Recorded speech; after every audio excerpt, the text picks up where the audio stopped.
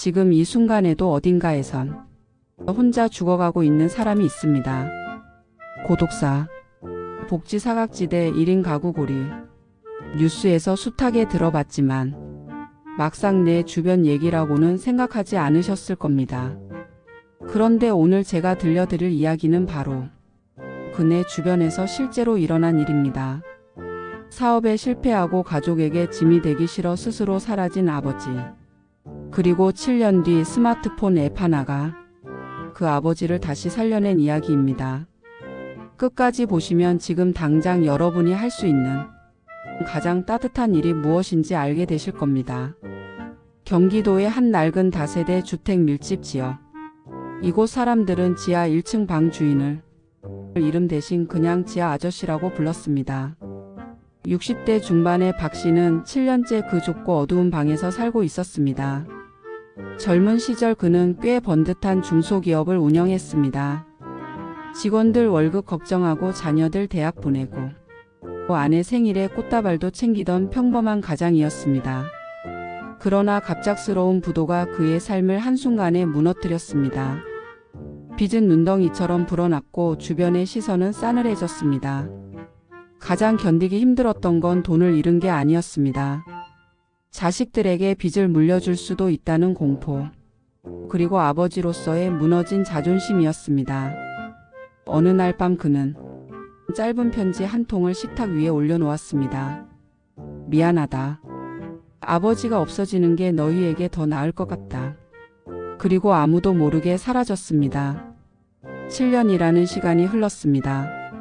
박 씨는 막노동판을 전전하다 몸이 망가지자 파지수거로 하루하루를 버텼습니다. 당뇨 합병증이 찾아왔습니다. 시력이 흐릿해지기 시작했습니다. 한쪽 다리는 퉁퉁 부어올라 걷는 것조차 힘들어졌습니다. 그래도 병원엔 가지 않았습니다. 돈도 없었지만 그보다 더 솔직히 말하면 살고 싶지 않았습니다. 이렇게 죽는 게 가족에게 속죄하는 길이다. 매일 밤 소주 한 병을 옆에 두고 그는 그렇게 생각하며 잠들었습니다. 지하방 작은 창문 너머로 사람들의 발소리가 들릴 때마다 그는 벽 쪽으로 몸을 돌렸습니다. 세상이 자신을 잊어줬으면 했습니다. 그의 겨울 같은 건물 위층에 대학교 2학년 청년 2군이 이사를 왔습니다. 처음에는 그냥 조용한 이웃이라고만 생각했습니다. 그런데 일주일이 지나도록 지하 아저씨의 기척이 전혀 느껴지지 않았습니다. 복도에는 언제 놓인 건지 모를 음식물이 상한 냄새를 풍기고 있었습니다. 2군은 문 앞에서 잠시 망설였습니다. 설마 별일 있겠어. 내가 너무 예민한 건 아닐까. 그러다 문득 며칠 전 SNS에서 스크롤하다 지나쳤던 영상 하나가 떠올랐습니다. 정부에서 만든 복지위기 알림 앱 소개 영상이었습니다. 2군은 스마트폰을 꺼냈습니다. 앱을 열고 이웃에게 도움 버튼을 눌렀습니다. 복도 사진을 찍고 짧게 상황을 적었습니다. 지하 1층 어르신이 일주일째 기척이 없고 음식이 상해 있습니다. 걱정됩니다. 전송 버튼을 누르는데 걸린 시간은 채 1분도 되지 않았습니다. 그날 오후 늦게 관할 주민센터 복지 담당자와 긴급구호팀이 도착했습니다. 문을 두드려도 응답이 없었습니다. 결국 문을 강제로 열었습니다. 방 안에는 의식을 잃어가는 박 씨가 바닥에 쓰러져 있었습니다. 체온이 급격히 떨어져 있었고 혈당 수치는 위험 수준이었습니다. 구급대원들이 박 씨를 들것에 실어 나오는 순간 이웃 주민 몇몇이 복도에 나와 지켜봤습니다. 아무도 이름을 몰랐던 그 남자가 사실은 오랫동안 죽음의 경계에 서 있었다는 걸 그제야 모두가 알았습니다. 병원에 이송된 박 씨는 보건복지부의 긴급복지지원 제도를 통해 즉시 수술과 치료를 받았습니다. 돈이 없어도, 가족 연락처가 없어도, 아무런 서류 없이도 먼저 살리고 나중에 절차를 밟는 방식이었습니다. 그런데 더 놀라운 일은 치료를 받는 과정에서 일어났습니다. 복지 담당자가 박 씨의 신원을 조회하는 도중 오래된 실종 신고 내역을 발견한 것입니다. 7년 전 신고된 그 이름과 생년월일이 일치했습니다. 담당자는 조심스럽게 연락처를 추적했습니다. 그리고 그날 밤 30이 넘은 딸에게 전화가 걸려왔습니다. 혹시 박현수 씨 따님이십니까? 아버지를 찾은 것 같습니다. 전화를 받은 딸은 한참 동안 아무 말도 하지 못했다고 합니다. 다음 날 아침 병실 문이 열렸습니다. 딸은 뼈만 남은 아버지의 손을 두 손으로 꼭 쥐었습니다.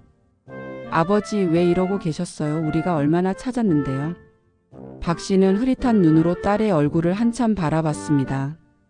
그리고 태어나서 처음 보는 것처럼 그 얼굴을 눈에 담으려는 것처럼 울기 시작했습니다. 소리도 없이 말도 없이 그냥 눈물만 흘렀습니다. 7년 동안 참아왔던 눈물이었습니다. 미안하다는 말조차 제대로 나오지 않았습니다. 그냥 잡힌 손 그대로 오래오래 있었습니다. 이 장면을 지켜본 담당 간호사는 나중에 이렇게 말했다고 합니다.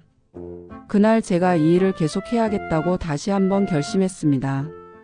이런 일이 여러분 주변에서도 지금 일어나고 있을 수 있습니다. 혼자 사는 이웃, 며칠째 보이지 않는 노인, 낮에도 커튼을 치고 있는 옆집. 우리가 그냥 지나쳤던 그 장면들이 누군가에게는 마지막 신호일 수 있습니다. 지금부터 복지위기 알림 앱 사용법을 알려드리겠습니다. 어렵지 않습니다. 누구나 할 수 있습니다. 스마트폰 앱 스토어에서 복지위기 알림을 검색하여 설치하십시오. 회원 가입은 필요 없습니다. 본인 인증 한 번이면 바로 사용할 수 있습니다. 첫 번째, 내가 직접 힘든 상황이라면 복지 알림 앱 보이는 화면에 나에게 도움을 선택하십시오. 경제적으로 너무 어렵거나 아파서 혼자 감당이 안 되거나 어디에 도움을 요청해야 할지 모를 때 이 버튼 하나로 연결이 됩니다. 두 번째, 이웃이 걱정된다면 앱 보이는 화면에 이웃에게 도움을 눌러 주십시오. 전기료가 오래 체납된 것 같은 이웃, 냄새가 나거나 기척이 없는 옆집, 혼자 계신 어르신이 오랫동안 보이지 않을 때 사진과 짧은 메모를 남기시면 됩니다. 신고된 내용은 실시간으로 관할 지자체에 전달되고 담당 공무원이 직접 현장을 방문합니다. 내가 잘못 신고하면 어쩌지? 괜히 민폐가 되는 건 아닐까? 걱정하지 않으셔도 됩니다. 모든 신고는 익명이 완전히 보장되며 확인 결과 별다른 위기 상황이 아니어도 신고자에게 어떠한 책임도 묻지 않습니다. 여러분이 누른 그 버튼 하나가 틀렸다 해도 괜찮습니다. 하지만 맞았을 때 그 한 번이 사람의 목숨을 살립니다. 박 씨는 지금 딸의 곁에서 지내고 있습니다. 기초생활수급자 지원과 주거복지, 연계 서비스를 통해 작지만 따뜻한 방에서 새 삶을 시작했습니다. 다리 치료를 계속 받고 있고 시력도 조금씩 회복되고 있습니다. 얼마 전 박 씨가 딸에게 처음으로 이런 말을 했다고 합니다. 나 아직 살고 싶다. 세상에 버려진 사람은 없습니다. 다만 아직 발견되지 못한 사람이 있을 뿐입니다. 이 세상에서 가장 작은 영웅은 복도 문 앞에서 1분을 멈춘 그 청년이었습니다. 오늘 여러분의 스마트폰에 앱 하나를 설치해 주십시오. 길을 걷다 마주친 힘겨운 이웃을 위해 딱 1분만 써주십시오. 그 1분이 누군가에게는 7년 만의 기적이 될 수 있습니다. 오늘 영상이 도움이 되셨다면 주변에 꼭 공유해 주십시오. 여러분의 따뜻한 관심이 대한민국을 더 살만한 나라로 만듭니다. 끝까지 시청해 주셔서 진심으로 감사드립니다.